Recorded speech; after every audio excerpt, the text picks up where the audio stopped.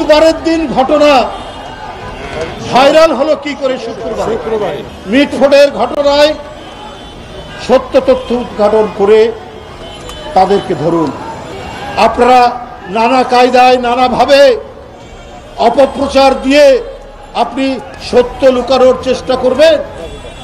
আমরা বলতে চাই যে সত্য তথ্য উদ্ঘাটন, আমরা আইন শৃঙ্খলা বাহিনীকে প্রশাসনকে বলেছি মিটফোর্ডের ঘটনায় সত্য তথ্য উদ্ঘাটন করে তাদেরকে ধরুন।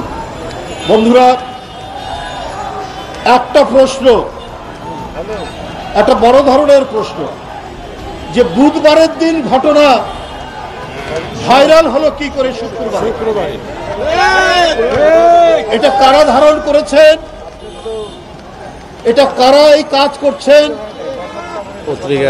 এটা নিশ্চয়ই রাষ্ট্রের অত্যন্ত গভীরে অথবা এমন ব্যক্তিরা করছেন যাদের সাথে আন্তর্জাতিক কোন শক্তির সম্পর্ক রয়েছে।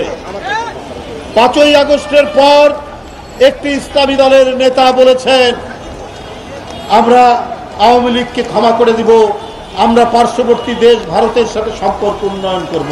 আমরা কি সেইটার কি আলামত দেখছি? না, আমরা জানি ওদের কাছে অনেক টাকা আছে, পয়সা আছে। আপনারা কোথায় কি করছেন এইটা তো অজানা থাকবে না। যুব দলের সভাপতি আব্দুল মোনায়েম বলেছে, যাদেরকে ওখানে উন্মত্তভাবে সেখানে যে হৃদয় বিদারক ঘটনা, যে নির্মমভাবে সাগরকে হত্যা করা হলো, ভিডিওতে যাদের ছবি দেখা গেছে তাদের অনেকের নাম আপনার মামলায় এজাহারের মধ্যে নেই, তাদের নামে আসামি করা হয়নি। বিষয়টা তো অত্যন্ত গুরুত্বপূর্ণ, বিষয়টা তো অত্যন্ত গভীর। 9 তারিখ মার্চ আজকে তাবেদার শক্তি নতুন ভাবে এই দেশে তৈরি হচ্ছে, টার্গেট জাতীয়তাবাদী শক্তি, টার্গেট তারেক রহমান। এই কারণে এত অপপ্রচার।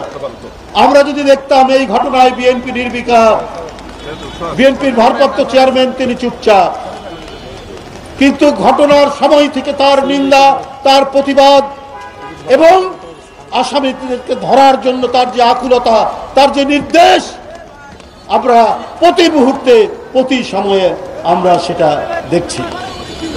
এইটা তার টার্গেট হওয়ার কারণ কি জানেন?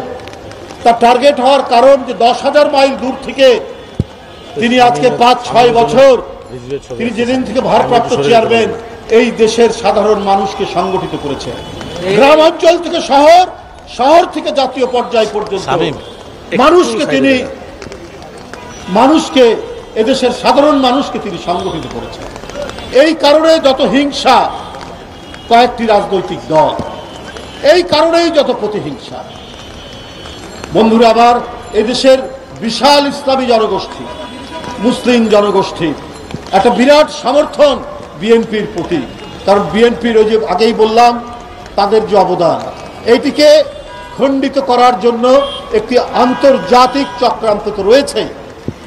সেইখানে পা দিয়েছেন 2-1টি ইসলামী দল। এর মধ্যে একটা ইসলামী দল আমরা জানি যে এরা যুগ যুগ ধরে এরা আওয়ামী লীগ পন্থী, এরা পার্শ্ববর্তী দেশের পন্থী, তারাই সবচেয়ে সচ্ছল। এরাই ইউটিউবে বিভিন্ন ঘটনা এবং প্রোপাগান্ডা চালাচ্ছে, এরা বিভিন্ন কন্টেন্ট ক্রিয়েট করছে এবং ক্রিয়েট করে তারা ছড়াচ্ছে। এবং কারা করছেন, কারা ফেসবুকে দিচ্ছেন, তাদের পরিচয় তো আমরা জানি। তারা কোন ইসলামী সংগঠনের ধারক বাহক।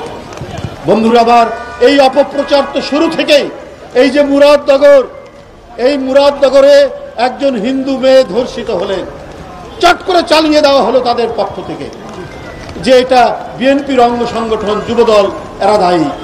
পরে এই ধর্ষিতা মেয়ের স্বামী বলছেন যে না, এখানে বিএনপির কেউ জড়িত না, এখানে ওইখানকার যে উপদেষ্টা যিনি কলকাঠি নাড়েন তার লোকজনরা এইটার সাথে জড়িত।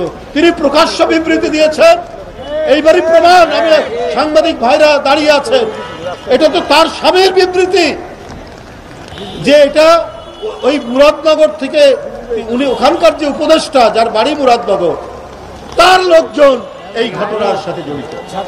বন্ধুরা আমার, এই চক্রান্ত, এই অপপ্রচার, এটা তো হয়নি শুরু থেকে।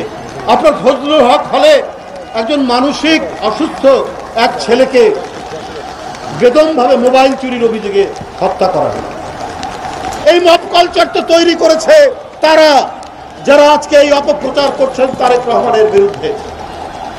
তারপরে তাদের তৈরি মব কালচারে জাতীয়তাবাদী ছাত্র দলের সাম্য, তিনি বিশ্ববিদ্যালয়ের ধারে তাকে হত্যা করা হলো।